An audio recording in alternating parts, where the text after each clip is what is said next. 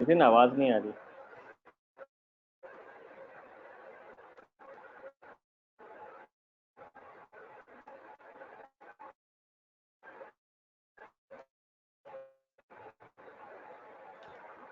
Hello, नमस्कार। युवा द्वारा आयोजित webinar identities and nationwide lockdown में आप सभी का स्वागत। इससे पहले के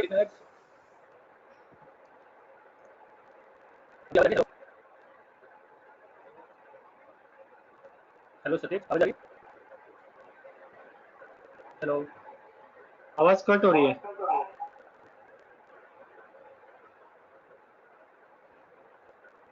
हेलो सतीश, हाँ अभी आ रही है।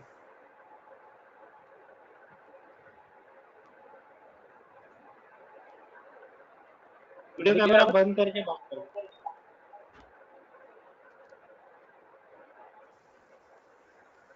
एक मिनट। हाँ ठीक है, अभी आ रही है आवाज? हाँ कंटिन्यू करो। Hello Satish, okay. नमस्कार। युवा द्वारा आयोजित webinar Indian cities and nationwide lockdown में आप सभी का स्वागत है। इससे पहले के वेबिनार्स में हमने देखा किस तरीके से एमएमआर, भोपाल, इंदौर और चेन्नई कोविड-19 को डील करके रिस्पॉन्ड कर रहे हैं। इस सीरीज के चैप्टर 4 नागपुर के संस्करण में आज हम वेबिनार के माध्यम से जानेंगे कैसे महाराष्ट्र की सेकंड कैपिटल कहे जाने वाली नागपुर कोविड को डील कर रही है। नागपुर में करीब 500 से ज़्यादा केसेस आ चुके हैं, पर रिकवरी रेट भी उतना ही काफ़ी अच्छा है। 350 के करीब उनका रिकवरी रेट भी है कोविड-19 को लेकर। और नागपुर शहर किस तरीके से इस सिचुएशन को रिस्पॉन्ड कर रहा है, इसके बारे में हम इस वेबिनार के थ्रू जानेंगे। सारे शहरों के नंबर ऑफ केसेस सेम नहीं है, लेकिन परिस्थितियाँ जो है, इफेक्ट्स जो हुए हैं, सब पर समान रूप से हुए हैं, स्पेशली माइग्रेंट्स के ऊपर और अर्बन पुअर के ऊपर। नागपुर में भी माइग्रेंट्स जो है शहर के डिफरेंट कोने से आते हैं, डिफरेंट डिस्ट्रिक्ट से भी आते हैं और डिफरेंट स्टेट से भी आते हैं।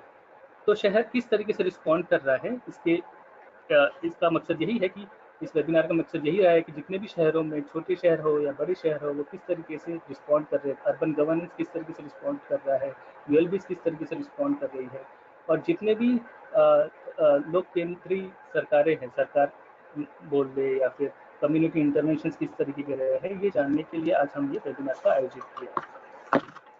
मैं इससे पहले आप सब लोगों को जो है स्पीकर से मैं स्पीकर का इंट्रोडक्शन करवा देता हूँ।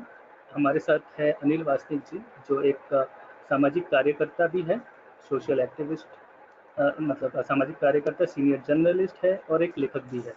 नागपुर में उन्होंने तकरीबन 20 वर्षों से ज़्यादा पत्रकारिता की है और शहर विकास मंच के संयोजक भी है। शहर विकास मंच एक लोगों का प्लेटफॉर्म है जो हाउसिंग, लैंड राइट्स और बेसिक सर्विसेज के ऊपर काम करता है। अनिल जी सेक्रेटरी भी रह चुके हैं विदर्भ रीजन हिंदू महासभा के।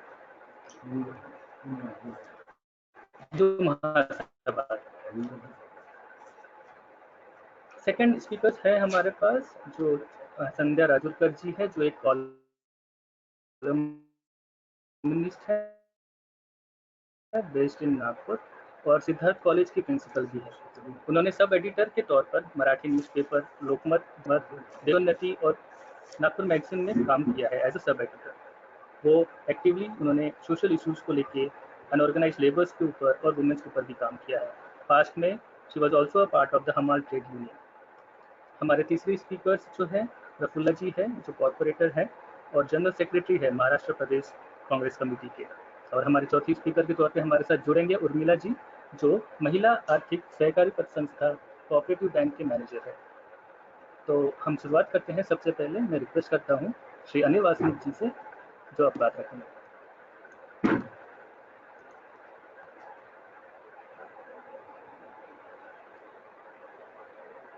अनिल वासनिक जी, आपको मेरी आवाज आ रही है? हाँ। अनिल जी, आप म्यूट पे है, उसको म्यूट को हटा दीजिए।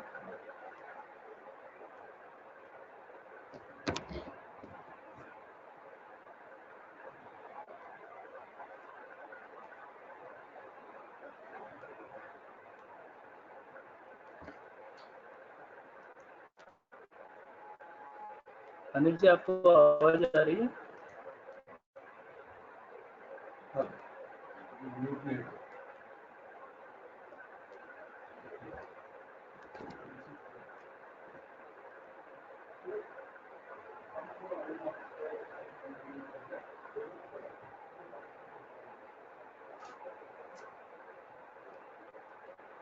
अनिल जी, आप म्यूट पे हैं।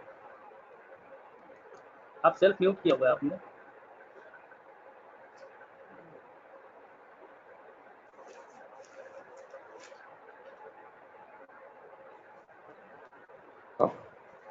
हाँ अनिल जी। साथियों जिंदाबाद। पूरा विश्व कोरोना संकट से जूझ रहा है, लेकिन हमारे देश में जो स्थितियां है, तो हमारे देश में हम कोरोना और बेबस मजदूरों का माइग्रेशन, ये दोनों पर्यायवाची शब्द देख रहे बन गए। 1947 में जब देश विभाजन के बाद इतना बड़ा माइग्रेशन पहली बार हुआ है। करोड़ों प्रवासी मजदूर बड़े शहरों से, विकसित राज्यों से अपने गांवों को पैदल ही चल पड़े हैं। लाखों लाख मजदूरों की आंखों से खून और पैरों से आंसू बहते रहे। सरकारों को इससे कोई फर्क नहीं पड़ा। जिस देश में दिहाड़ी पर जीवन यापन करने वाले परिवार करोड़ों में है, उनका कोई विचार लॉकडाउन घोषणा के समय किया गया था, ऐसा हमें नहीं दिखा। भारत में 70% लोग मजबूरी में जिंदगी जीने को अभिशिक्त है और बहुत ही कठिन परिस्थितियों में अपना जीवन यापन करते हैं। State of working India report के अनुसार हमारे देश में 80% लोग ऐसे हैं कि जिनकी प्रति माह की कमाई मात्र 10,000 रुपये से कम है। यदि इससे अधिक कमाता है तो वो ऊपर के देश के 10-20% में आएगा। हमारे देश में 90% से अधिक लोग असंगठित क्षेत्र में है। विश्व बैंक के वर्ल्ड डेवलपमेंट इंडिकेटर्स के अनुसार 76% लोग असुरक्षित रोजगार में लगे हैं। करोड़ों लोग रोज कमाते हैं और खाते, जिनके रोजगार की कोई सुरक्षा नहीं, संरक्षण नहीं है। ILO के रिपोर्ट के अनुसार 40 करोड़ लोग से अधिक लोग गरीबी में जी रहे हैं। देश में सामाजिक सुरक्षा की कोई भी समुचित व्यवस्था नहीं है। ऐसे असंगठित मजदूरों को सरकार से जो ये निर्णय लिया तालाबंदी का, उसमें विकराल संकट में डाल दिया था। हजारों किलोमीटर लंबी यात्रा कर पैदल चलने वाले मजदूरों को बहुत ही कठिनाइयों का सामना करना पड़ा, जिसमें अनेक मजदूर 200 से अधिक मजदूर सड़क हादसे में गुजर गए। यदि सरकार ने ये लॉकडाउन करने के पहले यदि इसकी पूर्व सूचना दी होती तो शायद इतनी बड़ी संकट में हमारे देश के मजदूर नहीं पड़ते। आज जिन कंपनियों में बिल्डर्स के प्रोजेक्ट में मजदूर काम करते थे, उन मालिकों ने उन्हें निकाल दिया या वहां से जाने के लिए मजबूर कर दिया। जिन कंपनी मालिकों ने अपनी संपत्ति मजदूरों के श्रम के ऊपर बनाई है, उन्होंने मजदूरों की कोई खबर नहीं ली और इसलिए लाखों लाख मजदूर हमारे देश में पैदल चलने को मजबूर हुए, भूखे रहे, अनेक अनेक संकटों से उनको सामना करना पड़ा। आज जो भी मजदूर होते हैं वो कोई स्थायी मजदूर नहीं है। अधिकतर कंपनियों में काम करने वाले मजदूर ये ठेके पर है और ये ठेके पर काम करने वाले मजदूरों का कोई रिकॉर्ड नहीं होता। ठेकेदार उनको कंपनियों को सौंपता है और कंपनियां उसको हमारे मजदूर भाइयों को शोषण करते रहती है। पहले एक कॉन्ट्रैक्ट लेबर नियमन और निर्मूलन एक्ट था 1971 का, उसको तो पहले से ही निरस्त कर दिया गया है और अभी हमारे देश के श्रम कानूनों में पूरी तौर पे बदलाव करके वो केवल निष्क्रिय ही नहीं, तो उनको खत्म करने का भी काम सरकारें कर रही है, जिसके कारण हमारे मजदूरों पर एक बहुत बड़ा संकट मंडरा रहा है। हमारे श्रम कानूनों के बाहर रखने की प्रयास मालिक करते ही रहे हैं, और जितने लोगों को बाहर रखेंगे उतना उनका फायदा अधिक होता है। और पहले ही मालिकों ने मजदूरों के लिए जो कुछ भी थोड़े बहुत श्रम कानून लागू है, उनको निरस्त करने का निर्णय पहले से ले लिया है। और अभी कोरोना काल में उनको एक आधार मिल गया कि हम लोगों का उद्योग बैठ गया है, इसलिए हम लोगों को कानूनों में छुटकारा मिलना चाहिए, और उस छुटकारे के लिए ये सब हो रहा है। हमारे देश में 44 श्रम कानून थे, और उनको 44 श्रम कानूनों को एक साथ केवल 4 कानूनों में सिमटने का काम सरकारें कर रही है। और इतना ही नहीं, तो जो भी श्रम कानून है, उन श्रम कानूनों को निरस्त करने का प्रयास इस कोरोना काल के आड़ में हो रहा है, जो भी बहुत ही धोखादायक है, संकट में लोगों को डालने वाला है। हमारे देश के 4 सरकारों ने, जिसमें उत्तर प्रदेश है, मध्य प्रदेश है, गुजरात है, पंजाब है, इन्होंने 1000 दिन तक श्रम कानूनों को निरस्त करने का निर्णय लिया है।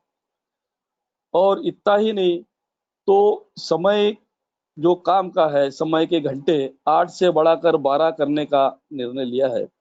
ये सभी कामें जो मजदूर लोगों को अपने अधिकारों से वंचित करने के लिए सरकार कर रही है, ऐसा हम लोगों को लगता है। प्रवासी मजदूरों के लिए भी एक कानून 1979 में बना था। उस कानून का नाम है interstate migrant workman regulation of service act, लेकिन उसका भी कहीं अमल होता अभी तक नहीं दिखा है, और आगे तो उसका होना ही नहीं है। इस एक्ट में व्यवस्था है कि यदि कोई ठेकेदार 5 या उससे अधिक श्रमिकों को दूसरे प्रदेश में काम दिलाने के लिए ले जाता है, तो उसे इसके लिए लाइसेंस अनिवार्य है। अब सवाल उठता है कि कितनों के पास लाइसेंस है। यह कानून तो अमल में ही नहीं है, और कानून को जो अमल में नहीं लाते हैं, ऐसे ही लोग अब कानूनों को निरस्त करने का, 3 साल तक कानून के बाहर रखने का मांग करते हैं, और उसको सरकारें मानती है। इसका मतलब ये होता है कि सरकारें किसके द्वारा संचालित हो रही है। उत्तर प्रदेश के मुख्यमंत्री ने घोषणा की है कि यदि उनके राज्य के प्रवासी मजदूर यदि अन्य किसी राज्य को चाहिए, तो उस राज्य को पहले उनकी अनुमति लेनी होगी। वही दूसरी ओर महाराष्ट्र के एक स्वयंभू नेता ने घोषित किया है, चेताया है कि यदि महाराष्ट्र में पुनः इन मजदूरों को आना होगा, तो उनकी मंजूरी, अनुमति लेना अनिवार्य होगा। क्या यह घोषणाएं हमारे संविधान के मूल भावना के खिलाफ नहीं है? यदि ये घोषणाएं होती है, ऐसी घोषणाएं की जाती है, तो हमारे देश के संविधान का ही मूल भावना का अनादर ये लोग करते हैं। एक मजदूर देश में कहाँ जाए, कहाँ रहे और क्या व्यवसाय चुने, यह उसका संवैधानिक मौलिक अधिकार है। और संविधान के अनुच्छेद 19 के तहत कोई भी भारतीय नागरिक देश में कहीं भी रह सकता है, नौकरी, रोजगार, व्यवसाय कर सकता है। यह मजदूरों के मौलिक अधिकार का भाग है। लेकिन यही अधिकार मजदूरों से छीनने का प्रयास नेता और यहाँ के उद्योगपति, पूंजीपति कर रहे हैं। यह बहुत बड़ा धोखा ये कोरोना काल में हमारे मजदूर वर्ग पर आया हुआ है। कोरोना कालीन तालेबंदी का यदि किसी पर सबसे ज्यादा असर हुआ होगा तो श्रमिक पर है। उनकी आजीविका पर बहुत बड़ा संकट इस कोरोना काल ने लाया है, और उनकी बची खुची जो कुछ भी पूंजी थी, जिनके पास पहले पूंजी नहीं होती है, वो भी इस काल में खत्म हो चुकी है। अब नागपुर के परिप्रेक्ष्य में हम लोग देखें तो तालेबंदी से नागपुर के उद्योग जगत पर, जनजीवन पर गहरा असर छोड़ा है। शहर के हिंगना, बुट्टीबोरी और कड़मेश्वर में औद्योगिक क्षेत्र है, उसमें 50,000 से अधिक श्रमिक अपने अपने गांव में लौट गए हैं। अभी 50% उद्योगों में पुनः काम शुरू हुआ है, लेकिन वो काम भी 30%, 40% के इससे चालू है। और अभी वहां पर भी कंपनियों में मजदूरों की किल्लत महसूस हो रही है। अब मालिक ही बोल रहे हैं कि मजदूर जाने से हम लोगों को काम करने के लिए पर्याप्त मजदूर नहीं है। लेकिन उन लोगों ने ये सोचना चाहिए कि जिन लोगों ने मजदूरों को बेभरोसा छोड़ दिया था, जिन मजदूरों को मालिकों ने बगैर वेतन दिए, पैसा दिए उनको घर लौटने के लिए मजदूर किया, वही लोग अभी मजदूरों का रोना रो रहे हैं। हमारे नागपुर के विदर्भ इंडस्ट्री एसोसिएशन ने, जो कि उद्योग मालिकों का एक संगठन है, उसने नागपुर के कलेक्टर को ज्ञापन देकर मांग की है कि हमको मजदूरों को उपलब्ध करा के दीजिए, और हमारे उद्योग यदि चलाना है तो मजदूर हमको आवश्यक मिलना चाहिए। और अभी कलेक्टर ने भी कहा है कि हम लोग कोशिश करेंगे। बहुत सारे उद्योगों पर ये तालाबंदी का असर हुआ, उद्योगों को नुकसान जरूर हुआ है, लेकिन उद्योगों से सबसे ज्यादा नुकसान यदि हानि यदि कोई हुई होंगी तो हमारे प्रवासी मजदूर भाइयों को हुई है, और जिसकी कोई खबर नहीं ली गई पहले, बाद में जरूर ली गई है। नागपुर में अनेक प्रोजेक्ट के काम जो कि सरकारी प्रोजेक्ट है बंद पड़ गए। उसमें मेट्रो का भी काम प्रभावित हुआ। साथ में प्रधानमंत्री आवास योजना के तहत एनआईटी द्वारा नागपुर में निर्मित 4,335 फ्लैट्स का काम बंद पड़ा है, क्योंकि वहां के 600 मजदूर अपने गांव लौट गए हैं। इन फ्लैट का आवंटन अप्रैल में ही करना था, लेकिन अभी वो नहीं हो पाया क्योंकि मजदूर नहीं है। नागपुर में महानगर पालिका में भी कॉन्ट्रैक्ट पर लोगों को रखने का प्रचलन है। नागपुर में महानगर पालिका में 200 कर्मचारी कॉन्ट्रैक्ट पे लिया गया था, और उन 200 कर्मचारियों को महानगर पालिका ने सेवा से मुक्त कर दिया है, और उनमें 100 इंजीनियर है। ऐसे ही अनेक मजदूर जो कि रोज कमाने वाले थे, वो यहाँ से काम अपना छोड़ गए हैं। दूसरी बात यह है कि हजारों मजदूर जो नागपुर में काम करते थे वो निकल गए हैं। उनमें से करीबन 25,000 मजदूर नागपुर से अलग अलग राज्यों में चले गए, लेकिन उनको वापस पहुंचाने की व्यवस्था पहले कुछ नहीं थी, लेकिन बाद में एसटी द्वारा लोगों को पहुंचाया गया। करीबन 1,670 बसों के द्वारा 36,740 प्रवासियों को, मजदूरों को छत्तीसगढ़ और मध्य प्रदेश के बॉर्डर तक छोड़ा गया। श्रमिक स्पेशल रेलवे जो चली, उसमें से भी कुछ मजदूरों को उनके राज्यों में पहुंचाने की व्यवस्था की गई। नागपुर में जो फंसे हुए मजदूर थे, उसमें उनके लिए करीबन 26 शेल्टर होम में व्यवस्था की गई थी नागपुर शहर में। साथ ही मेट्रो रीजन में 36 और ग्रामीण क्षेत्र में 40 शेल्टर होम बनाए गए थे, और उनको वहां रखने की, खाने पीने की व्यवस्था की गई। उसमें महानगर पालिका का योगदान अच्छा रहा है। महानगर पालिका ने, साथ ही यहाँ की कुछ संस्थाएं, संगठनों ने उनके खाने की, रहने की, पीने के पानी की समुचित व्यवस्था की, और इसमें सामाजिक कार्यकर्ताओं ने, नागरिकों ने बढ़ चढ़कर मदद कार्य किया है। और एक नागपुर की अलग पहचान प्रवासी मजदूरों को सामने रखी है। ये प्रवासी मजदूर पूरे महाराष्ट्र से चले जाने के कारण करीबन 10 लाख नए रोजगार के अवसर खुले होंगे, ऐसा दावा यहाँ के महाराष्ट्र के उद्योग मंत्री ने किया है। यानी ऐसा लगता है कि अभी यहाँ के स्थानिक लोगों को रोजगार मिलेगा, क्योंकि मुंबई के खास तौर पे लोगों का, कुछ नेताओं का कहना रहता है कि जो बाहर के राज्यों से आए हुए लोग हैं वो ये नौकरियां छीन लेते हैं, लेकिन वास्तविकता बहुत अलग है। और ये जो नौकरियां वगैरह गई है, वो जो मजदूर गए हैं, उनके कारण ही बड़ी संख्या में उद्योगों में असर गिरेगा, ये तो अभी स्पष्ट दिख रहा है। नागपुर शहर में जो निर्माणी मजदूर है उनके भी रोजी रोटी इस कोरोना काल ने छीनी है।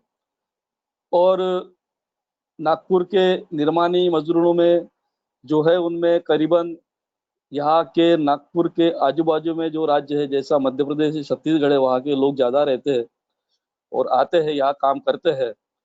और यहाँ पर आकर बहुत सारे लोगों ने झुग्गी झोपड़ियों में अविकसित बस्तियों में अपने घर बनाया है और वहीं रहकर वो अपना रोजगार चलाते हैं, घर चलाते, उपजीविका चलाते हैं। और उनमें से जो नागपुर में ही जिन लोगों के घर है प्रवासी मजदूरों के, बाहर के मजदूरों के, वो तो नहीं गए वापिस, लेकिन जो बाकी लोग थे वो यहाँ से गए हैं, मजबूरन गए हैं। अब जिन बस्तियों में ऐसे दिहाड़ी पर काम करने वाले मजदूर रहते हैं, घर लेकर रहते हैं, उनकी भी व्यवस्था नागरिकों ने, वहाँ के लोगों ने मिलकर स्वयं पूर्तता से की, उनको काफी मदद की। और बस्ती बस्ती में हमने देखा है कि कोई भी परिवार, मजदूर परिवार भूखा ना रहे, इसके जिम्मेदारी वहाँ के लोगों ने बखूबी निभाई है। ये एक नागपुर ने पेश किया हुआ अच्छा अनुभव है। नागपुर में मध्य प्रदेश के पांढुर्णा और सौसर से रोज सुबह आकर दिन भर नागपुर में काम करके वापिस अपने शहर लौटने वाले भी अनेक मजदूर है। उनकी भी रोजी रोटी इस काल में परिवहन की व्यवस्था कुछ ना होने कारण बंद हुई है, उनके ऊपर भी इस काल में संकट आया है। नागपुर में कोरोना काल में रेशन व्यवस्था की खामियां काफी सामने आई। प्रशासनों के अनेक दावे थे कि हम लोग सब नागरिकों को रेशन पहुंचा रहे, लेकिन ऐसा होता नहीं दिखा। नागपुर जिले में 667 सरकारी रेशन की दुकानें हैं। उनके कार्ड धारक 3,11,000 है, लेकिन उसके विपरीत भी हजारों लोग रेशन कार्ड से वंचित है। जब अनेक लोगों ने शिकायत की कि हमारे पास रेशन नहीं है, रेशन कार्ड नहीं है, तो भी हमको रेशन मिलना चाहिए, तब प्रशासन को जाग आई और उन्होंने सर्वे स्टार्ट किया। तब नागपुर शहर में 3,25,784 घरों का सर्वे करने का दावा किया गया है और ग्रामीण क्षेत्र में 1,02,601 घरों का सर्वे किया गया है। लेकिन अभी भी अनेक बस्ती में सर्वे नहीं हुआ, ऐसी शिकायतें हम लोगों को मिल रही है। जिन लोगों के पास रेशन कार्ड नहीं है उनको रेशन की किट देंगे, ऐसा एक प्रतिज्ञा पत्र हमारे उच्च न्यायालय में यहाँ के जिलाधिकारी ने सादर किया है। वो किट देने की व्यवस्था सरकार करेगी, ऐसी हम लोग आशा करते हैं। अब सभी परिवारों को रेशन कार्ड उपलब्ध कराना आवश्यक है। कुछ बस्तियों में रेशन कार्ड से वंचित परिवारों ने रेशन दुकानों में इसके लिए अर्जी भी दी है। कुछ कार्यकर्ताओं ने अपने अपने बस्ती के कार्ड से वंचित लोगों की सूची बनाने में मदद की है।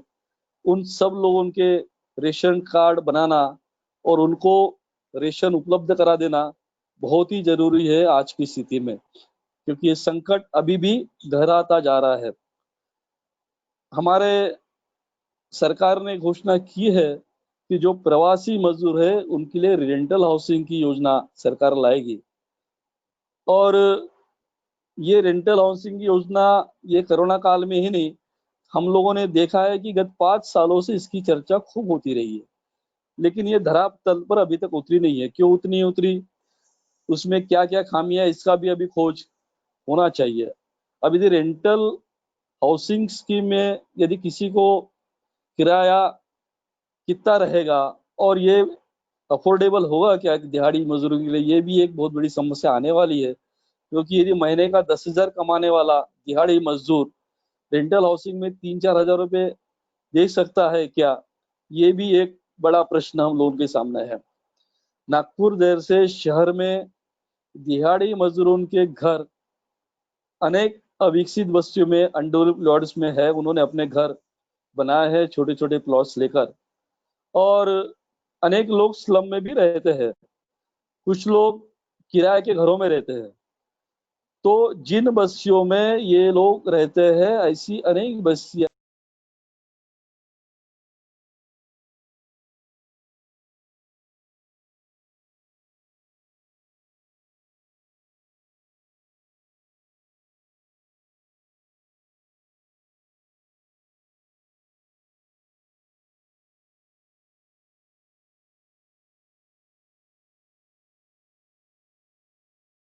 वो रजिस्ट्री देने का भी काम, और रजिस्ट्री में वो छूट मिलना चाहिए कि जो लोग हर व्यक्ति रजिस्ट्री कर सके। तो इस बारे में भी सरकार ने सोचना चाहिए।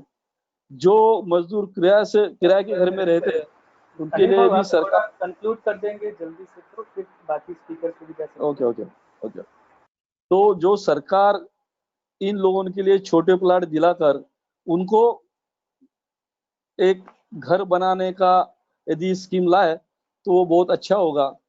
नागपुर के कोरोना की स्थिति ऐसी है कि नागपुर में अभी कोरोना पॉजिटिव जो है उनकी संख्या आज दोपहर तक 571 हुई है, और कोरोना मुक्त जो लोग हैं उसमें 993 लोग कोरोना मुक्त हुए और मृत्यु 11 लोगों का हुआ है। अब हम देखें कि नागपुर की जो 40 बस्तियों में कोरोना पॉजिटिव पाए गए हैं उसमें केवल 8 से 10 बस्तियां ही स्लम की है, और बाकी जो और संख्या इसमें पॉजिटिव लोगों की जो है वो 85 से 100 के बीच में है। यानी अधिकतर जो स्लम में लोग हैं वो कोरोना से बाधित नहीं हुए, लेकिन जो कॉलोनियां हैं, बस्तियां है, पुरानी बस्तियां है जहाँ की जनसंख्या अधिक है वहां पर ये घनत्व एनएमसी के स्वास्थ्य विभाग ने, घनत्व अधिक है, एनएमसी ने, स्वास्थ्य विभाग ने वहां अधिक ध्यान देना आवश्यक है, और मुझे लगता है कि देंगे। और अंत में मैं इतना ही कहूंगा कि ये हमारे श्रमिकों के लिए, दिहाड़ी मजदूरों के लिए सामाजिक सुरक्षा की ठोस व्यवस्था होना चाहिए। मजदूरों के जो अधिकार है उनसे को नहीं छीनना चाहिए। और सबसे बड़ी बात यह है कि सरकार मजदूरों को माइग्रेंट नहीं समझे, ये देश के नागरिक है ये समझे, तभी इस समस्या का समाधान हो सकता है, ऐसा मुझे लगता है। धन्यवाद। जी, धन्यवाद अनिल भाऊ। आपने काफ़ी विस्तार में वस्तु स्थिति जो है मजदूरों की, थोड़ा लेबर रिफॉर्म्स को लेकर क्या लॉज में उत्तर प्रदेश की सरकार ने जिस तरीके से चीज़ें बताई है, चेंजेस हुए हैं लॉज में, उसके बारे में आपने विस्तार में जानकारी दी। नागपुर में साथ में ही क्या केसेस रहे हैं और किस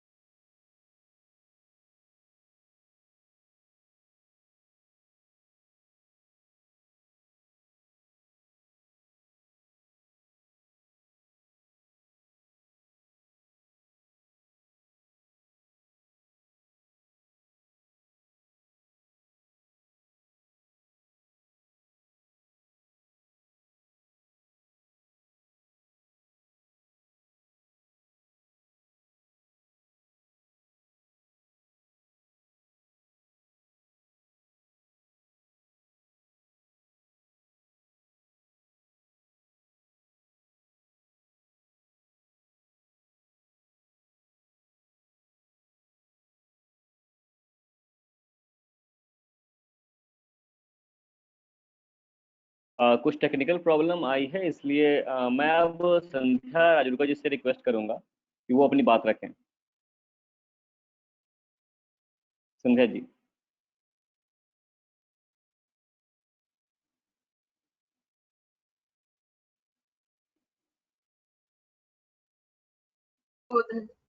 हाँ हाँ संध्या जी, आपको आवाज आ रही है ना? हाँ, जी जी, ठीक है ठीक मेरी आवाज आ रही है आपको? है। हाँ जी, आ रही है आ रही है आपकी आवाज। नमस्ते। कोरोना महामारी जो है सारे विश्व में फैली है, और इसका असर भारत और नागपुर जैसे शहरों में भी पड़ा है। और इस कोरोना की वजह से, और इस कोरोना की वजह से जो लॉकडाउन चल रहा है, इसका असर अगर किसी पे सबसे ज्यादा हुआ है तो वो मजदूरों पे हुआ है। और इसमें संघर्ष जो करना पड़ा है, मजदूरों को करना पड़ा है। हाल ही में विगत 2 महीने में हमने देखा है कि आंध्र प्रदेश, तेलंगाना, तमिलनाडु, केरल, महाराष्ट्र के मुंबई, पुणे, यहाँ से हजारों मजदूर अपने गांव की ओर लौटते रहे हैं। अभी भी ये सिलसिला जारी है। और ये जाने वाले हैं पश्चिम बंगाल, उत्तर प्रदेश, छत्तीसगढ़, मध्य प्रदेश, हर एक की एक कहानी है। और सुनने के बाद इस देश ने मजदूरों की जो हालत की है उसे उजागर करने में मुझे लगता है वक्त कम पड़ेगा। भूख, भय तथा भयावहता का दूरदर्शन इस कोरोना की वजह से हम लोगों को देखने को मिला है। विगत 2 महीनों से लॉकडाउन चल रहा है। इसमें सबसे ज्यादा जो मैंने पहले ही बताया कि संघर्ष जो है मजदूरों को करना पड़ा है। उनका दर्द, उनका जीवन एक तरह से बेरहमी की जिंदगी देने वाले की तरफ उनकी आंखें उठ रही है। लेकिन महाराष्ट्र के अंदर मानवीयता है जो हमने करीब से देखी है। लगभग 1 महीने से नागपुर शहर में हर सामाजिक संस्थाएं आगे आई है। नागपुर महानगर पालिका आगे आई है। सारी जो सामाजिक और स्वयंसेवी संस्थाएं है आगे आई है मजदूरों का दुख दर्द जानने के लिए। और हमने जो कुछ मजदूरों से बात की है, जो सबसे पहले तो 800,000 किलोमीटर पैदल चल रहे थे और 300 किलोमीटर तक उनको खाने को कुछ नहीं मिला था। रास्ते में कुछ मजदूरों के बच्चे, जो एक बच्चा है वो तो कंधे पर ही मर गया माँ के, और उसी को दफन करते हुए ये मजदूरों का जो कारवां था आगे बढ़ा है। एक बच्चा माँ के गोदी में ही मर गया है। कुछ मजदूर रास्ते में चलते चलते मर गए हैं। अपनी जान की बाजी लगाकर जिंदगी का रास्ता काट रहे थे। इन मजदूरों का क्या गुनाह था, ये सवाल उठता है। इसके जिम्मेदार कौन है? कुछ कारखानों के काम करने वाले मजदूर थे, कुछ कॉन्ट्रैक्टर के लेबर थे।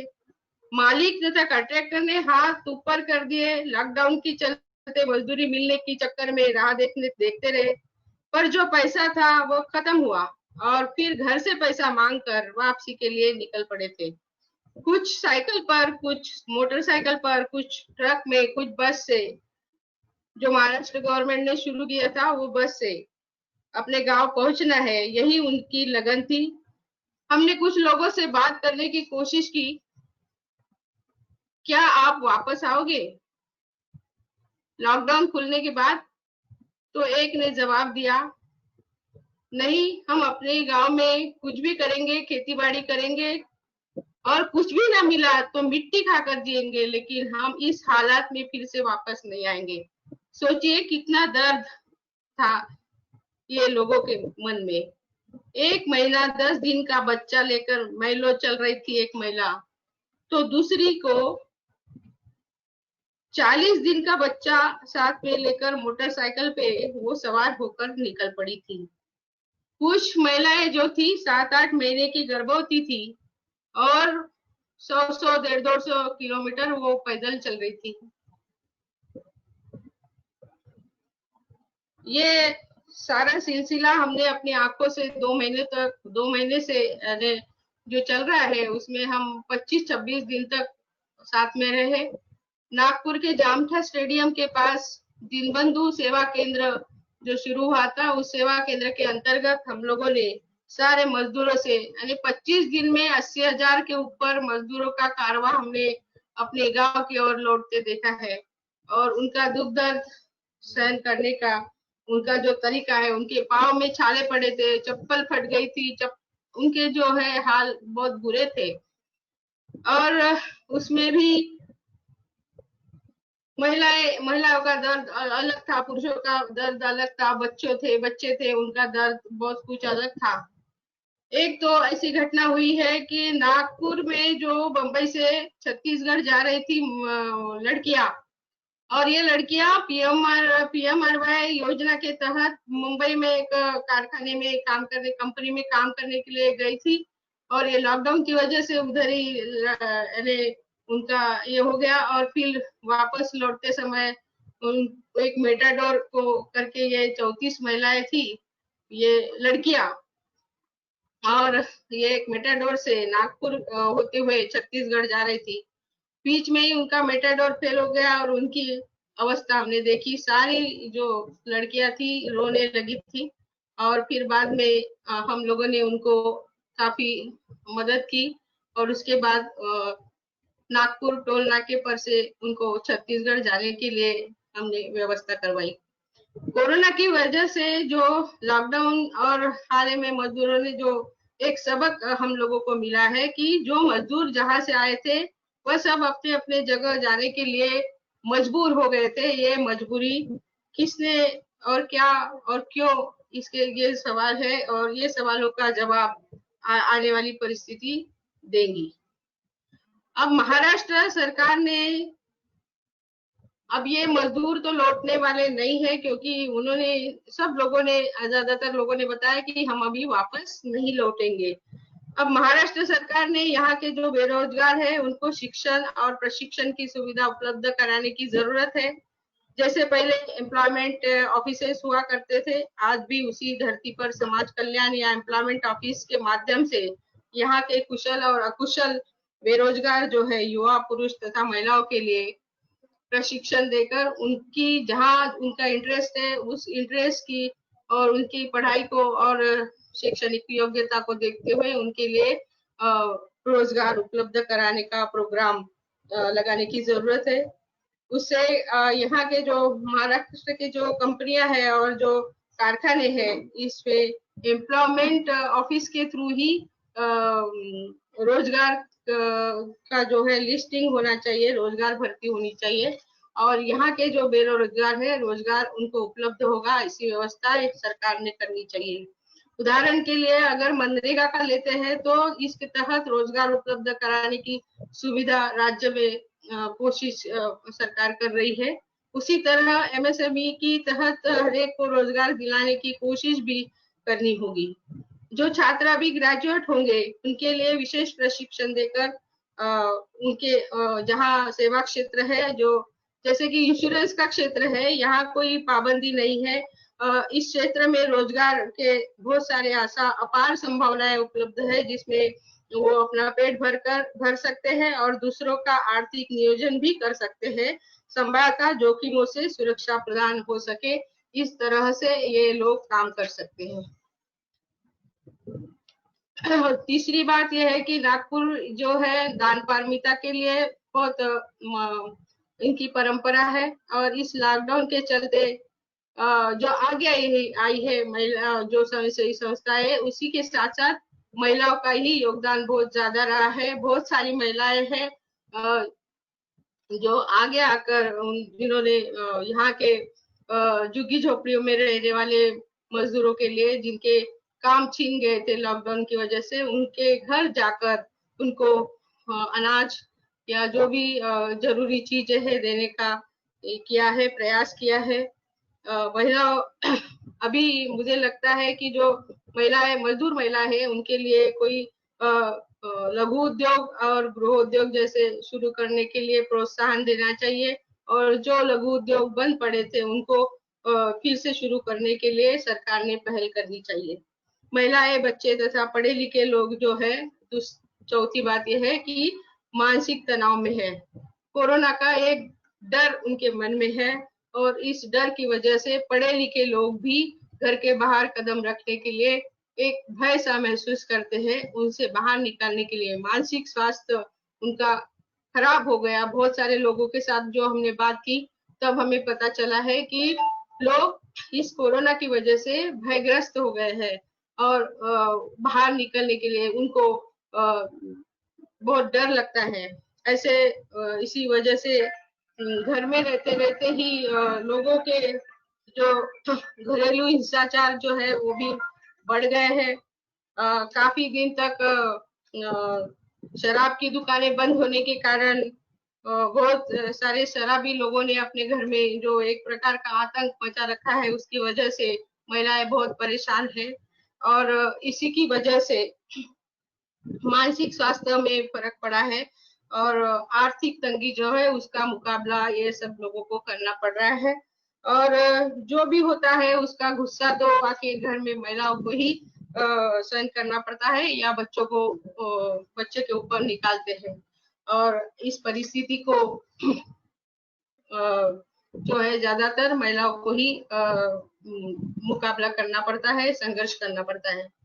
और परिस्थिति की जो प्रशासनिक और प्रमुख भूमिका निभा रहे हमारे देश, हमारे महाराष्ट्र के मुख्यमंत्री, उनका मैं अभिनंदन करना चाहूंगी कि इस डरावनी, ये कोरोना की डरावनी जो परिस्थिति है उसमें लोगों को शांत करने का, जो लोगों को एक प्रकार की हिम्मत दिलाने का काम हमारे महाराष्ट्र के मुख्यमंत्री उद्धव जी ठाकरे ने किया है।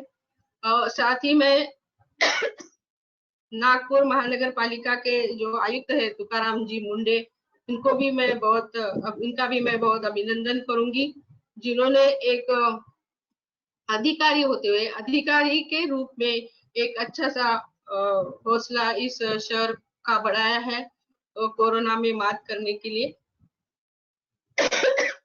नागपुर पुलिस के जो है नीलेश जी भरने सर, उनका तो हमने सैल्यूट ही करना चाहिए, इतना बड़ा काम उन लोगों ने किया है। साथ ही कोरोना को हराने का प्रयास इस शहर के डॉक्टर, नर्सेस, पुलिस यंत्रणा, ये सब का काम जो है तारीफ काबिल है। आखिरी में मैं इतना ही कहूंगी कि कोरोना को हराना है, हमें किसी से संघर्ष नहीं करना है, लेकिन जो लोग संघर्ष कर रहे हैं उनके संघर्ष को कहीं ना कहीं विराम मिलना चाहिए, उनको न्याय मिलना चाहिए। इसी शब्दों के साथ मैं यहाँ विराम लेती हूँ। धन्यवाद, आभार।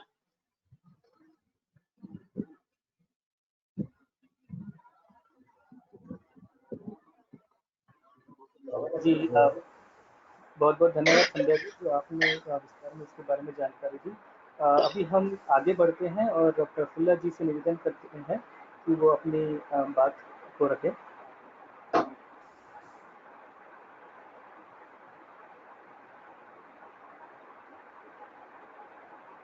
प्रफुल्ला जी, आपको मेरी आवाज आ रही है?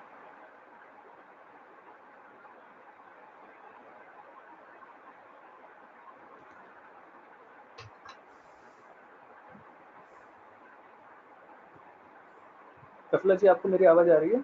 आप म्यूट पे है सर, आप उसको अनम्यूट कर दीजिए। म्यूट हो गया। हाँ, आवाज आ रही भैया?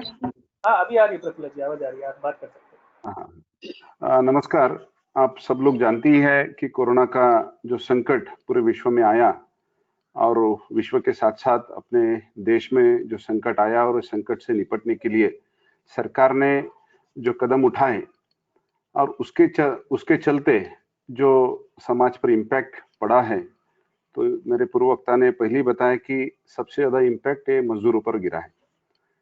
और लॉकडाउन जब हमने घोषित किया तो लॉकडाउन में सबसे ज्यादा इफेक्ट, परेशानी, कठिनाइयां ये मजदूरों को हुई और उनके बारे में कभी सोचा नहीं गया कि लॉकडाउन करने के बाद उनको क्या परेशानी हो सकती है, उनका गुजारा कैसे चलने वाला है। इसके बारे में कुछ भी बगैर सोचे ये लॉकडाउन की स्थिति निर्माण करने के कारण आप पिछले 2 महीने से मजदूरों का जो हाल देखा है, हजारों किलोमीटर उनको पैदल चलते जाना पड़ा अपने गांव में।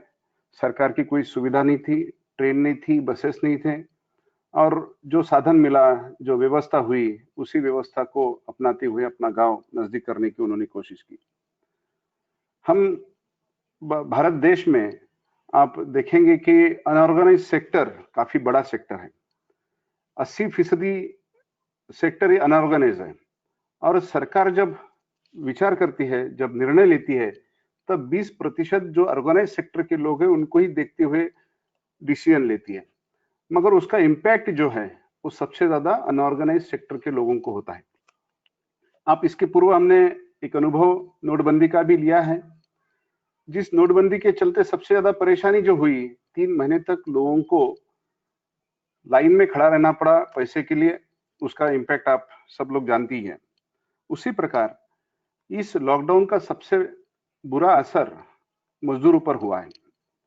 जो मजदूर अपने गांवों से शहर की ओर अपने भविष्य को लेकर आए थे, मजदूरी करने के लिए, कुछ पैसा कमाने के लिए और रोजगार के अवसर ढूंढने के लिए आए थे, मगर लॉकडाउन के बाद वो सेक्टर पूरा कोलैप्स हो गया।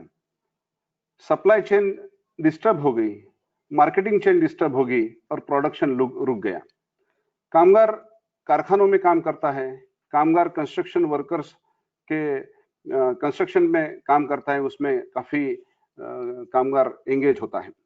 मगर आप शहर की स्थिति देखेंगे, नागपुर शहर की स्थिति देखेंगे तो नागपुर शहर में भी अनऑर्गेनाइज इंडस्ट्रियल वर्कर और कंस्ट्रक्शन वर्कर्स के अलावा भी इतना एक बड़ा वर्ग ऐसा है जो अनऑर्गेनाइज सेक्टर में, हमारे पूर्ववक्ता ने इसके पहले उल्लेखित किया कि महानगर पालिका में भी हमारे कॉन्ट्रैक्ट वर्कर्स है, कॉन्ट्रैक्ट कर्मचारी है, और कॉन्ट्रैक्ट वर्कर्स को अभी निकाला गया है। सरकार ने एक तरफ घोषणा की कि किसी को निकालना नहीं चाहिए, उसके बावजूद भी अभी उनको निकाला गया है। उसी के साथ कई सारे हेलो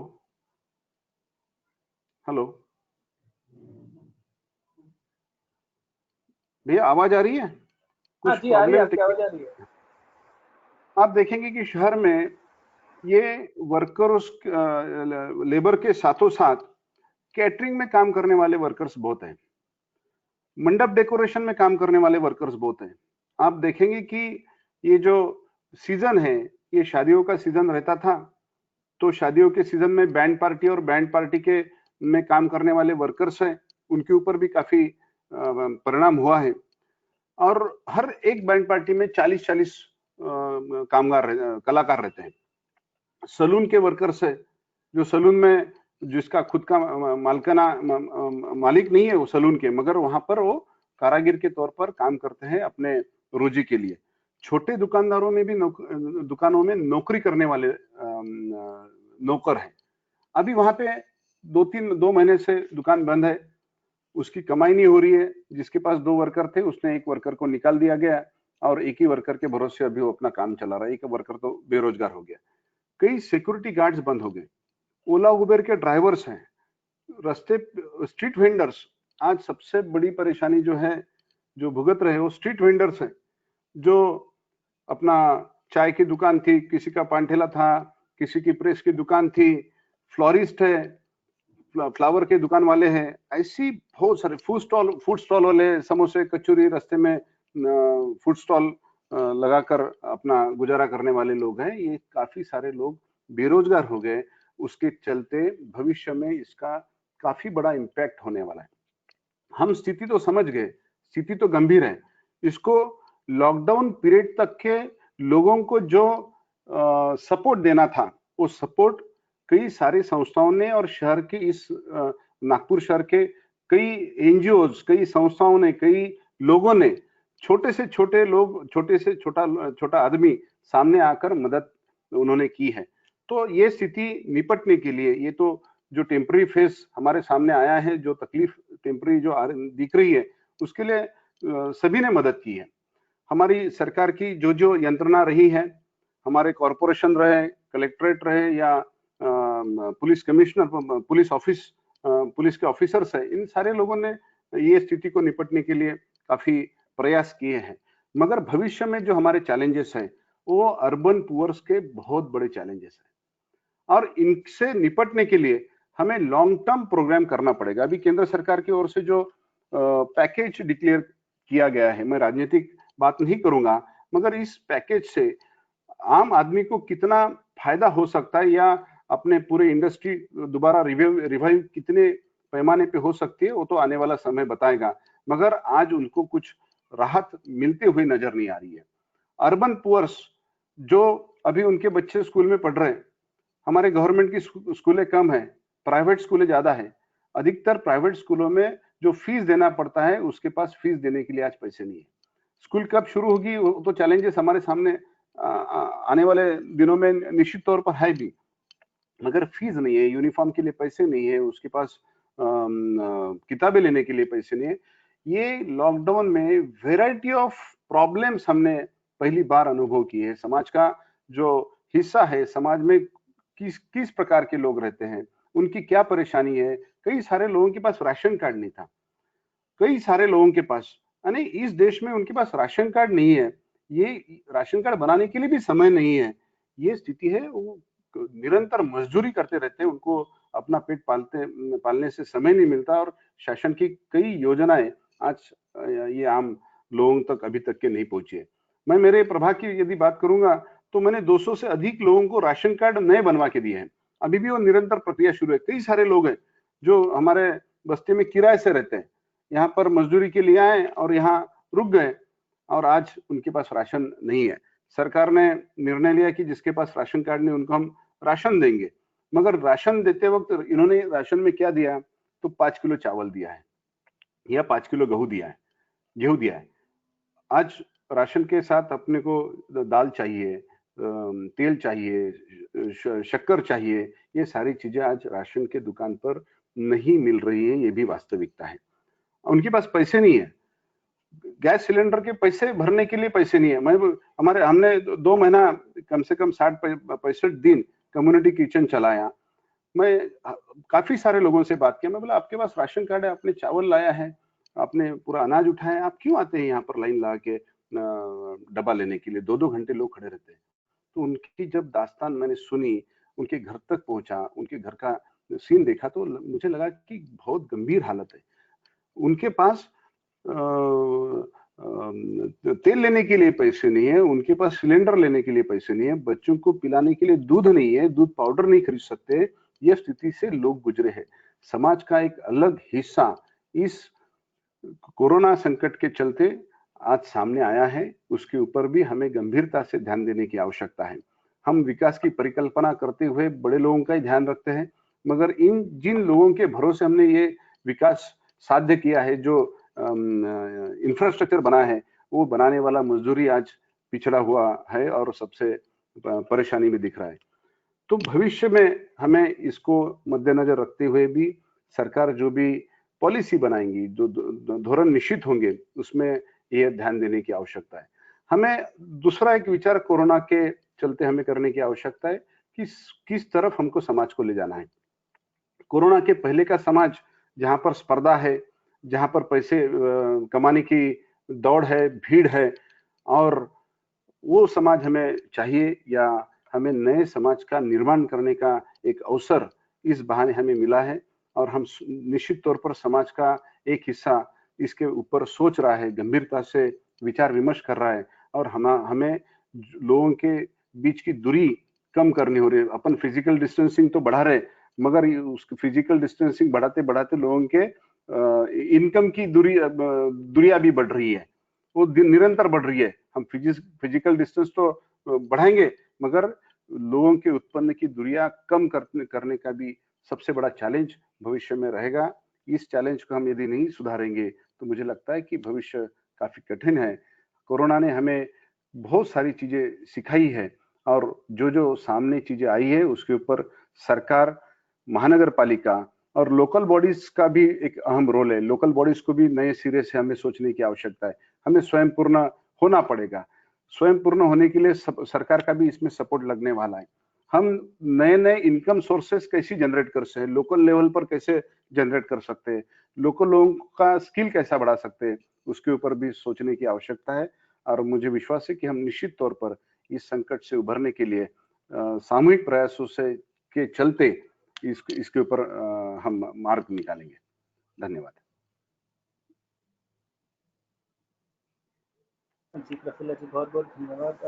आपने विस्तार में इसके बारे में जानकारी दी। मैं अभी आगे बढ़ता है और उर्मिला ताई से निवेदन करता हूं कि वो मतलब महिला क्रांतिकारी बचत बैंक कोऑपरेटिव बैंक के मैनेजर है, तो किस तरीके से लोगों को जो है फाइनेंशियल जो इश्यूज है, क्योंकि ये बैंक में जो है महिलाओं का ही बैंक है और यहाँ पे जिनका भी पैसा जमा रहता है वो अर्बन पुअर्स है, तो इस सिचुएशन में किस तरीके से वो डील कर रहे हैं, इसके बारे में थोड़ी सी जानकारी उर्मिला ताई से मैं निवेदन करता हूँ कि अपनी क्या करते हैं। उर्मिला ताई, आपको मेरी आवाज आ रही है?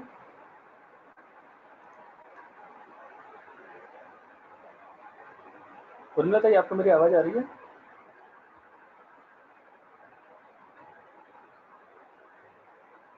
उर्मिला ताई, आप म्यूट पे है, आप अपने आप को माइक पे अनम्यूट कीजिए।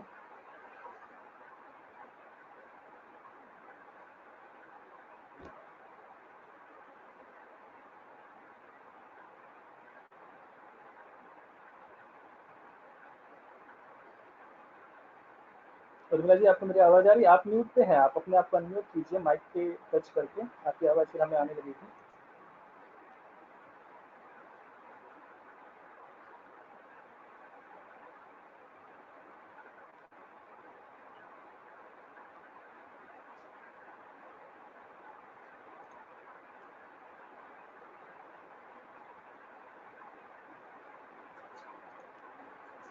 माफी चाहते हैं, हम उर्मिला ताई से अभी संपर्क नहीं बना पा रहे हैं। हम आगे चलते हैं और देखते हैं कि कुछ प्रश्न आए हुए हैं जिसका उत्तर हम पैनलिस्ट से रिक्वेस्ट करते हैं कि उसका उनका उत्तर दें। अंकित, आप मेरे साथ जुड़े हुए हैं?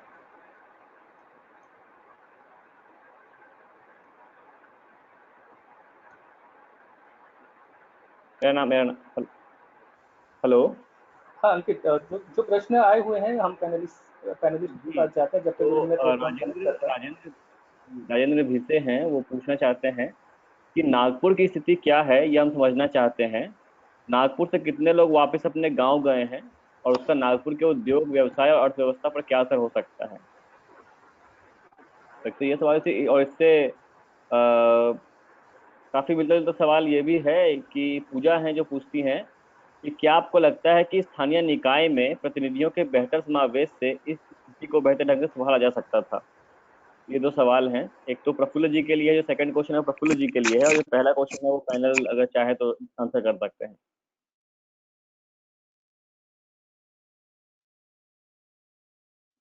वैसे उर्मिला ताई ज्वाइन हो चुके हैं। मैं चाहता हूँ कि थोड़ा प्रश्नों के लिए थोड़ा सा हम लोग होल्ड ऑन कर लेते हैं थोड़ी देर के लिए।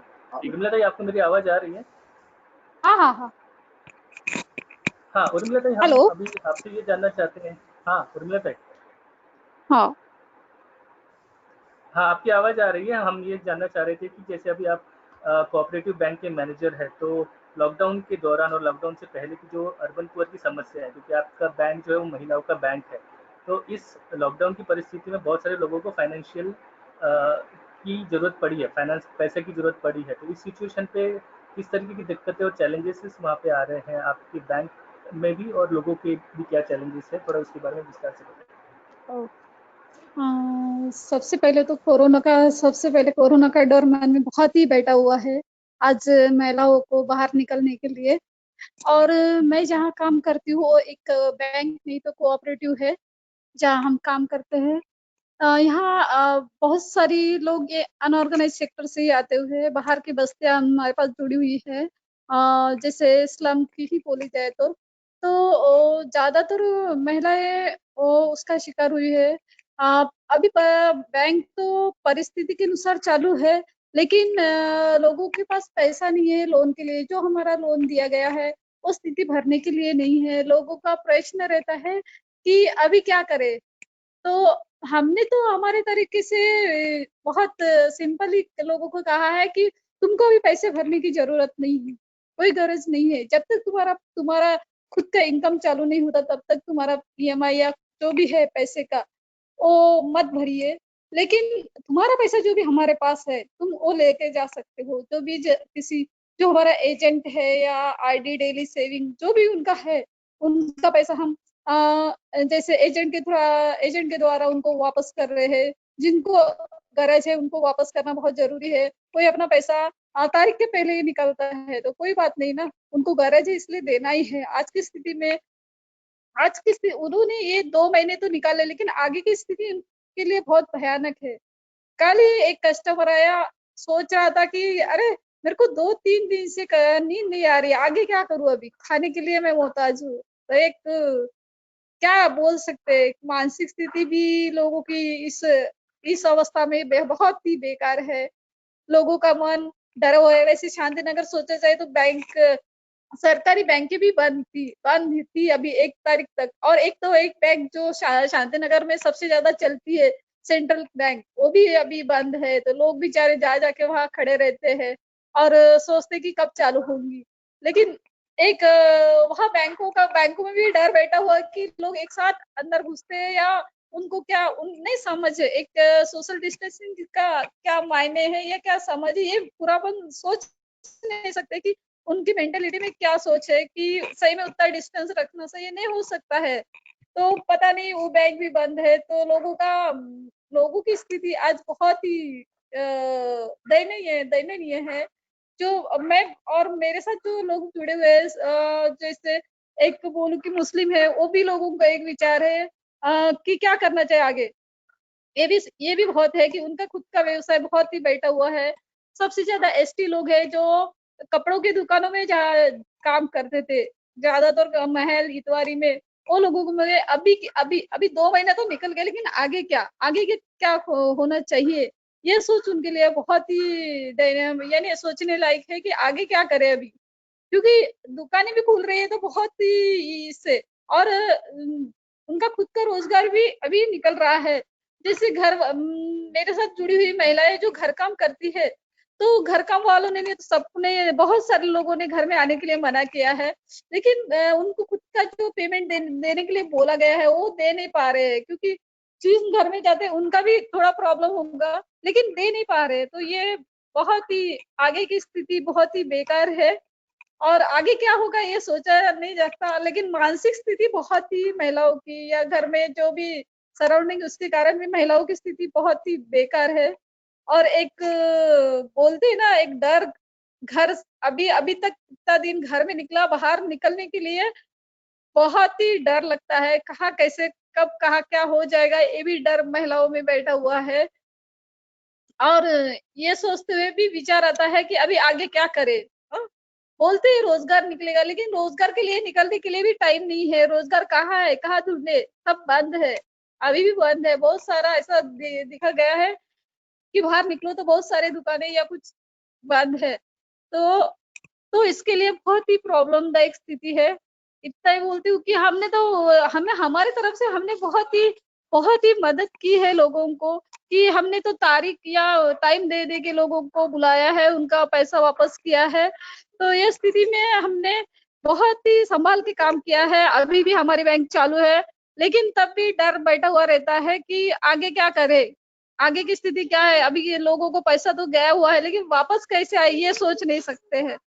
और लोगों का पैसा हमको भी वापस करना है, जो लोगों का पैसा हमारे पास है उनको वापस करना है, लेकिन हमारा भी पैसा जो लोगों का गया हुआ है वो पैसा हम कहाँ से वापस करें, ये हमारे लिए अभी क्वेश्चन मार्क है। क्योंकि हम एक सोसाइटी है ना, कि हमारे पास कोई सरकार का पैसा आया हुआ बैठा हुआ नहीं है। तो एक डर भी बैठा हुआ है मन में कि आगे कैसे हमारी स्थिति को, क्या हमारी आर्थिक स्थिति क्या क्या क्या हो सकता है आर्थिक स्थिति को। तो ये हमारे लिए बहुत ही आगे का प्रश्न है। इतना ही बोलती हूँ मैं। चलो, धन्यवाद।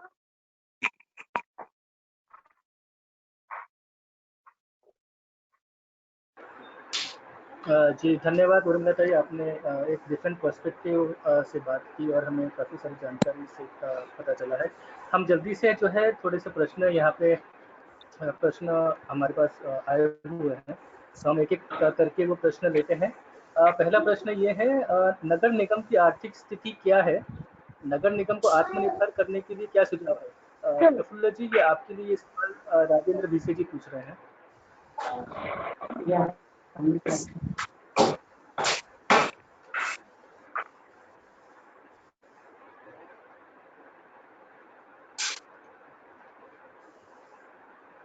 प्रफुल्ल जी, आपको मेरी आवाज आ रही है? आवाज पहुंच रही है मेरी?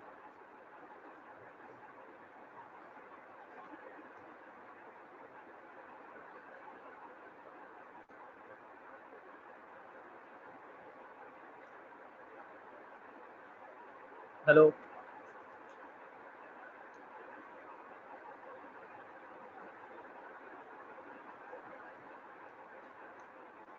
शायद हमारी आवाज उन तक नहीं पहुंच रही है। हम दूसरे क्वेश्चन पर पहुंचते हैं, जिसमें नेक्स्ट क्वेश्चन पूछा गया है आशीष रघुवंशी के द्वारा। नागपुर में कोरोना से लड़ने व लॉकडाउन के दौरान वहां के विधायक और सांसद का क्या योगदान रहा?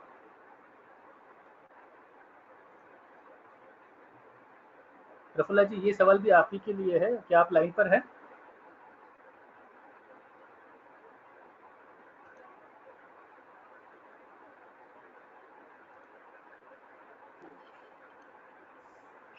हेलो। हाँ प्रफुल्ला जी, हाँ, आपको मेरी आवाज पहुंच रही है? हाँ, आप मुझे अनम्यूट नहीं कर रहे थे इसलिए आवाज नहीं आ रही थी। हेलो, अभी अभी आवाज आ रही है? आप सिर्फ म्यूट हो। हाँ हाँ, अभी आपकी आवाज आ रही है। मैं यहाँ पे हाँ हाँ हाँ, मेरे को आपने मुझे आपके प्रश्न सुनाई दिए, मैं सुन पा रहा था। दो प्रश्न आपने दिए थे।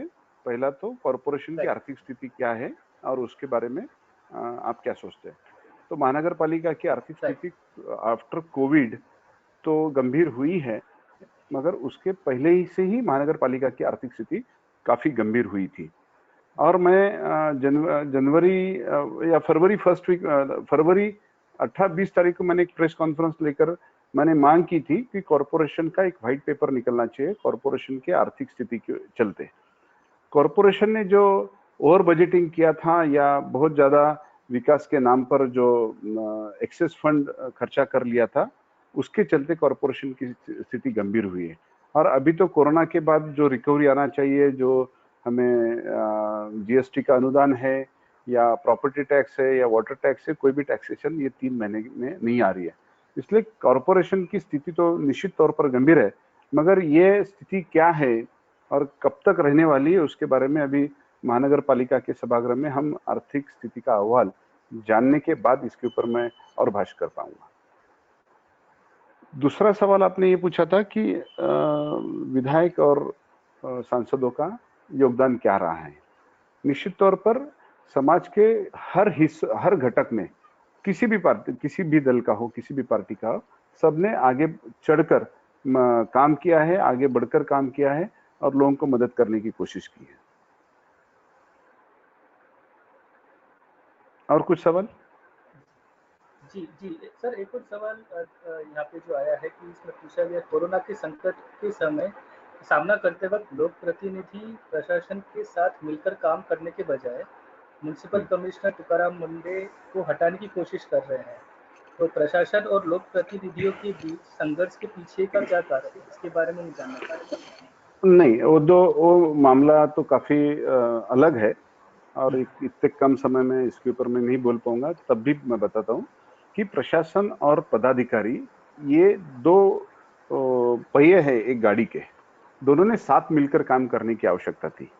मैं मेरी बात करूंगा, महापौर जी की बात नहीं करूंगा या अन्य कोई दूसरे लोक प्रतिनिधि की बात नहीं करूंगा।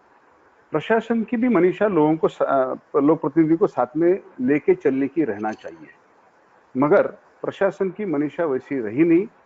हमारा लोक प्रतिनिधि का कर्तव्य क्या है? लोक प्रतिनिधि लोग, जनता और प्रशासन के बीच का एक समन्वय रखने का वाला दुआ है।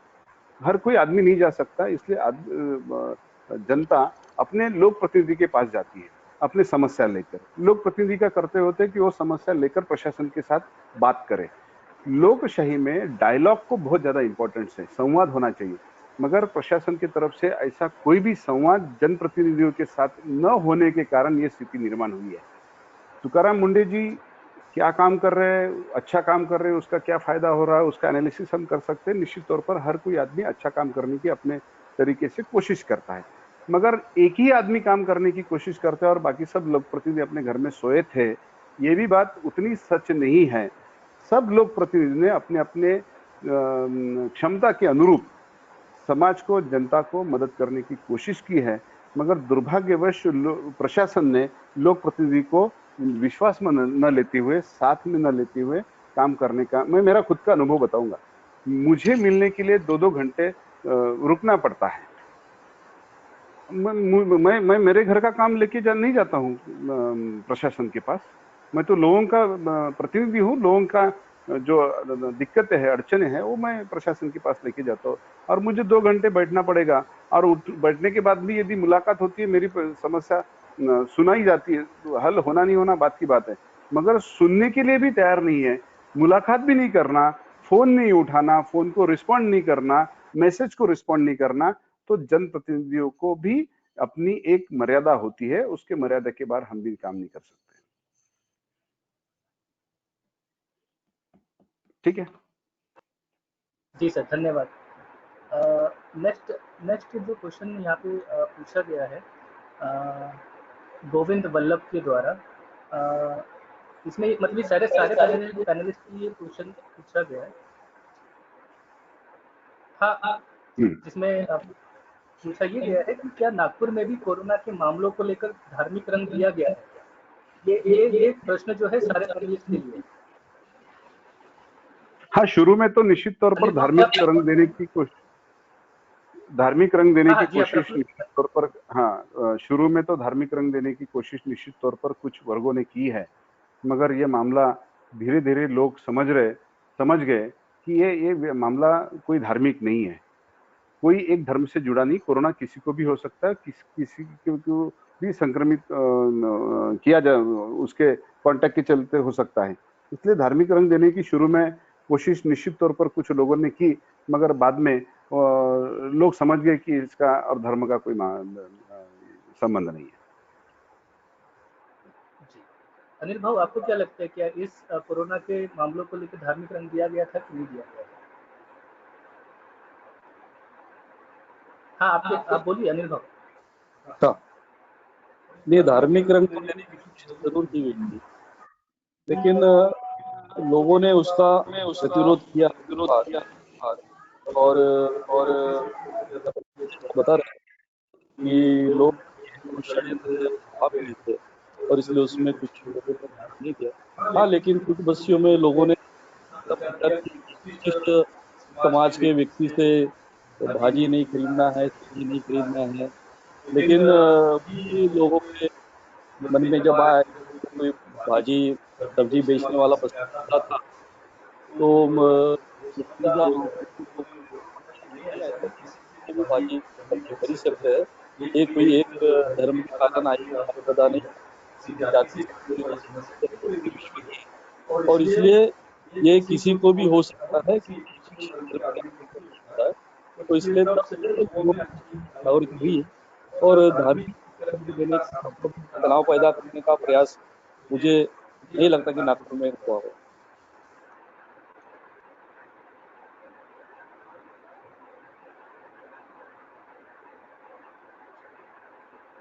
जी अनिल भाऊ, बहुत बहुत धन्यवाद उत्तर देने के लिए। हमारे पास कुछ और प्रश्न भी आए हुए हैं, तो मैं उनको एक एक करके बोल देता हूँ। एक प्रश्न इस तरीके से पूछा गया है राजेंद्र द्वारा कि नागपुर की सार्वजनिक आरोग्य व्यवस्था के संदर्भ में आपके क्या अनुभव?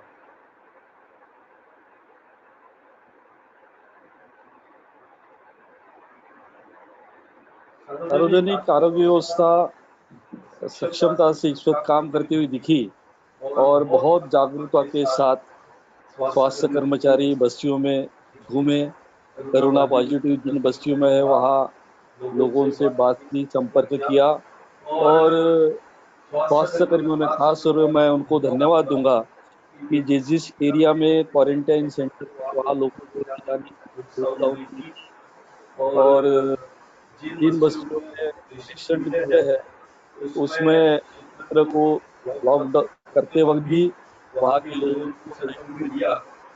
लेकिन कुछ खामियां जरूर ये है कि बहुत दिनों तक लॉकडाउन करने के बाद लोगों में पैदा हुआ, लेकिन उनको समझाने का काम नागपुर में महानगर पालिका के स्वास्थ्य विभाग के कर्मचारी और विशेष रूप से यहाँ के कमिश्नर ने किया है।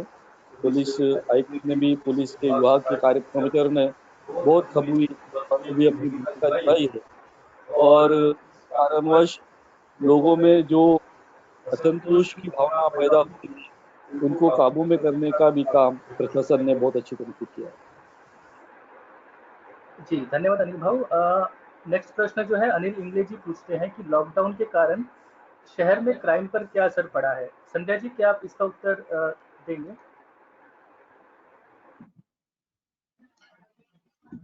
प्रश्न क्या है? हाँ, प्रश्न मैं एक और बार रिपीट कर रहा हूँ। अनिल इंगले पूछते हैं कि लॉकडाउन के कारण शहर में क्राइम पर क्या असर पड़ा है? शहर में क्राइम पे असर ऐसा पड़ा है कि क्राइम कम हो गया है क्योंकि लोग घर में रह रहे हैं और इसकी वजह से जो है क्राइम जो है कम हो गया, क्राइम का रेट जो है कम है। जी, एक और प्रश्न हमारे पास आया है। सहाद्री चैनल के जरिए यह दिखाया जा रहा है कि नागपुर में लाखों की तादाद में आरएसएस राहत दे रही है, सही में जमीनी हालत क्या है? कोई भी पैनलिस्ट इस सवाल का जवाब ले सकते हैं। देखिए, मैं ये प्रश्न का जवाब दूंगी कि हमारे जो चैनल्स है वो चैनल्स जो है वो सत्य स्थिति नहीं बताते हैं। चैनल के ऊपर का जो माध्यम जो है वो उसके ऊपर का लोगों का विश्वास उड़ गया है। अभी जो आरएसएस की बात आप कर रहे हो, आरएसएस के लोग जितना बढ़ चढ़कर टीवी वाले बताते हैं उतना उनका काम नहीं है। जो काम कर रहे हैं बाकी की जो स्वयंसेवी संस्थाएं हैं, जो जिनका काम चल रहा है वो टीवी पे नहीं दिख रहे हैं, और जिनका काम सिर्फ दिखावे के लिए हो रहा है उन्हीं को टीवी वाले दिखा रहे हैं। ये जो है ये पूरा सारा जो है पुराने पुराने फोटो दिखाना और जो काम चल रहा है उसको बढ़ा चढ़ाकर बताना, ये टीवी वालों का काम है, वो कर रहे हैं। और इसकी वजह से जमीन से जुड़े जो काम है वो बाकी संस्थाएं जो है वो कर रही है। और स्वयंसेवी संस्थाएं खासकर जो जिनके तो नाम भी पेपर में या टीवी चैनल्स पे नहीं दिखते हैं, ऐसे लोग जो है वो काम कर रहे हैं। जमीन से जुड़े लोगों के लिए काम करने वाले लोग अलग है और दिखावे के लिए काम करने वाले लोग अलग हैं, और ये सत्य स्थिति है। जी जी। नेक्स्ट प्रश्न इस तरीके से है कि लॉकडाउन के काल में सरकार ने प्रवासी मजदूरों के लिए क्या सुविधाएं उपलब्ध की थी, या उनको कौन सी दिक्कतों का सामना करना पड़ा? प्रवासी जो मजदूर थे उनके लिए पहले शुरुआत में तो कुछ भी सुविधा उपलब्ध नहीं थी सरकार की तरफ से।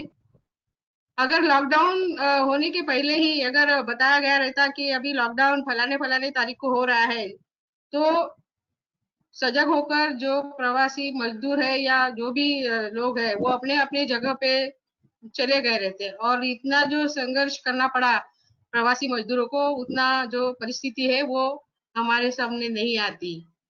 लेकिन जो है लॉकडाउन जो जल्दबाजी में हुआ है उसकी वजह से परेशानी का सामना सारे लोगों को करना पड़ा है, और उसमें सबसे ज्यादा जो प्रवासी मजदूर है उनको।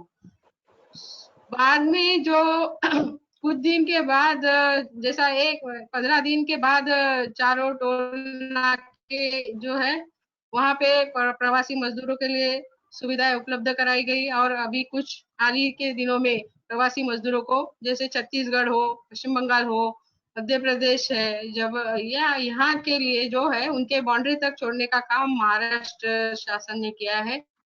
और उसके लिए हमारे नागपुर शहर के चारों टोल नाकों पर उसकी व्यवस्था की गई थी, और इसके लिए हमारे आरटीओ, हमारी पुलिस यंत्रणा काफी अच्छे से काम कर रही थी। वहां पे उनके लिए भोजन की व्यवस्था भी की गई थी। कुछ मजदूरों के चप्पलें टूटी थी, उसकी भी व्यवस्था की गई थी, और उसमें स्वयंसेवी संस्थाओं ने बहुत बड़ा सहयोग दिया है। नितिन जी। जी हाँ, बहुत धन्यवाद संध्या जी इसका उत्तर देने के लिए। हम समय को देखते हुए एक आखिरी प्रश्न लेते हैं, जिसमें अनिल भाऊ से पूछा गया है प्रवासी मजदूर करीबन कितने अपने गांव गए, मतलब कितनी संख्या में आए, गांव गए, और कौन से राज्यों में गए, उसका नागपुर के व्यापार और उद्योगों पर किस प्रकार से असर होगा, इसके बारे में आपका क्या विश्लेषण है? प्रश्न है अनिल भाऊ। नागपुर से करीब 50,000 मजदूर। अनिल भाऊ आप हाँ, नागपुर शहर से करीबन 50,000 प्रवासी मजदूर अपने राज्य में गए। उनके मध्य प्रदेश, छत्तीसगढ़ है और इन राज्यों में गए हैं, और इसका असर ऐसा होने वाला है कि ये तो यहाँ के उद्योगपतियों के संगठन ने भी मान लिया है कि करीबन 50% उद्योगों में वो मजदूर ही 50% काम कर रहे हैं, यानी 50% मजदूरों की कमी उनको महसूस हुई, और भाव में अपने और ऐसे मजदूर जो है सरकारी यानी वो बाहर निकल को रखा जाता है, तो ऐसे ही 50,000 मजदूर और बहुत सारे उद्योगों में काम की जो अभी चालू जरूर हुआ है, तो संख्या जो है काम करने वाले मजदूरों की तो 30-35% मजदूरों के साथ कंपनियां चालू है। और स्थिति आ गई कि उद्योगों के संगठन ने जाकर को ज्ञापन किया है कि आप हमारे मजदूरों की व्यवस्था करे, की उपलब्धता करे और हम लोग अपने कंपनियां है सुचारू रूप से चालू कर सके।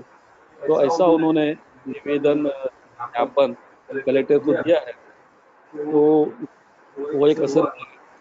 दूसरा ये कुछ लोग चले गए, लेकिन जो स्थानिक मजदूर यहाँ पहले से ही रह रहे हैं उनके द्वारा काम कुछ चालू है, छोटा काम चालू है, बड़े बड़े है।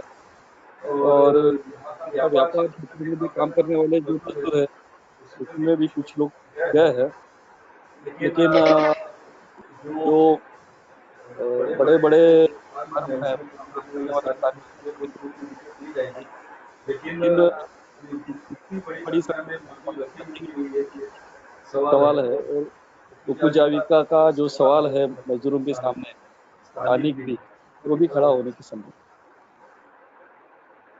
जी अनिल बाबू, बहुत बहुत धन्यवाद। एक आखिरी प्रश्न हम ले रहे हैं ये सेशन को खत्म करने से पहले। आशीष रघुवंशी पूछना चाहते हैं कि महाराष्ट्र सरकार का मजदूरों के लिए स्टार्टअप प्लान क्या है? प्रफुल्ला जी, क्या आप इस प्रश्न का उत्तर देंगे?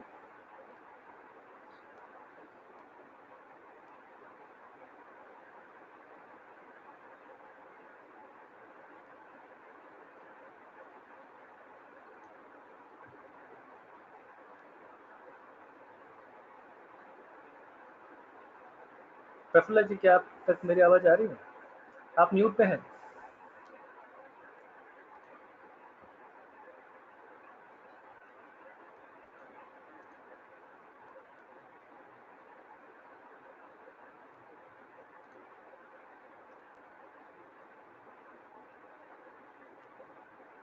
शायद उन तक हमारी आवाज नहीं पहुंच पा रही है क्या? और दूसरा कोई पैनलिस्ट जो है इस प्रश्न का उत्तर ले सकते हैं? महाराष्ट्र सरकार का मजदूरों के लिए स्टार्टअप प्लान क्या है?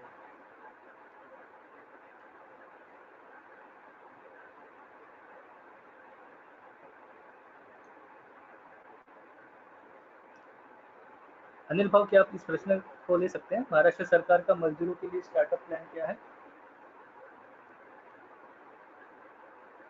अभी तो ऐसा कुछ घोषित नहीं हुआ है, लेकिन महाराष्ट्र का है कि मजदूर लोग जो गए करीबन 10 लाख लोग महाराष्ट्र से गए हैं।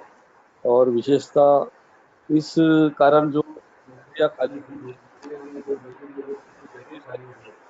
तो उनको स्थानिक रोजगार देकर रोजगार दिया जाएगा और ये अवसर रहेगा महाराष्ट्र के लोगों के लिए, ऐसा उन्होंने कहा है। तो शायद जन से सोच रहे कि खाली उनको स्थानिक तौर पर रोजगार होता है, लेकिन वो रोजगार जो मिलेगा मजदूरी में हमारे श्रमिक वर्ग कर रहे थे उसके रेट में स्थानिक मजदूर कर पाएंगे कि नहीं, ये एक बहुत बड़ा सवाल है। जी बहुत बहुत धन्यवाद। आपने इन सवालों का उत्तर दिया। समय की समाप्ति को देखते हुए अभी हम वेबिनार को यहाँ पे विराम देते हैं। मैं सभी लोगों का तहे दिल से शुक्रिया करता हूँ जिन्होंने पेशेंटली 1-1.5 घंटे का जो वेबिनार यहाँ नागपुर के चैप्टर 4 में ऑर्गेनाइज किया गया था युवा के द्वारा, सब लोगों ने सहभागिता से प्रश्न भी पूछे, काफ़ी इंटरेक्टिव सेशन था। सब लोगों ने डिफरेंट पर्सपेक्टिव्स के जरिए बात की। हमारा इस सीरीज़ का नेक्स्ट जो डिस्कशन होगा वो 4 जून को होने वाला है, जो पटना बिहार में होने वाला है। उसका भी समय 5 से लेकर 6:30 बजे का है। तो मैं एक और बार तहे दिल से आप सभी लोगों का इस वेबिनार सीरीज़ में जुड़ने के लिए बहुत बहुत धन्यवाद करता हूँ। पैनलिस्ट का भी धन्यवाद करता हूँ, साथ में पार्टिसिपेंट्स का भी धन्यवाद करता हूँ। और आशा करता हूँ कि इस तरीके के डिस्कशंस जो है आगे भी होते रहे, ताकि इस डिस्कशन के द्वारा काफ़ी सारी चीज़ों के बारे में हमारे साथ साथ सारे पार्टिसिपेंट्स या फिर जो भी जनता जुड़ते हैं उनको भी इसके बारे में पता रहे। धन्यवाद। Thank you.